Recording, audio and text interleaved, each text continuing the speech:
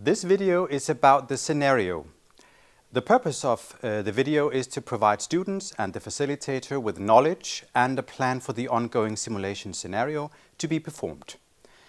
Students must complete the scenario in order to achieve the learning objectives, which is mentioned earlier, of the simulation. The criteria of the scenario is that there is an action script for the simulation. The action script is usually a piece of paper describing the actions, the participants and so on within the scenario.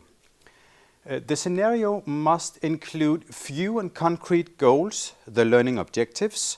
They must be SMART goals. They must be specific, they must be measurable, they must be achievable, relevant and time-bound. There should be a description of a startup, a situation where the simulation starts. This should be clear. And describing how is the simulation terminated. How does it end? There should be a process. The process is usually the whole scenario in its length, and there should be a conclusion.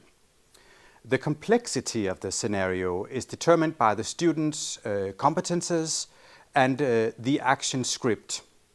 Usually you write an action script corresponding to the level of the students in order to the students to be able to achieve the learning goals. Guidelines for a storyboard is usually that the storyboard should be precise to follow for the students, and for the facilitator there are usually several storyboards. There is usually one for the students, there is usually one for the teacher or for the facilitator, and there will be one for the figurants if there are figurants within the scenario. Usually also there could be a storyboard describing actions with a mannequin. If there's a mannequin in the scenario and there are actions bound to the mannequin, this would be described in the storyboard too.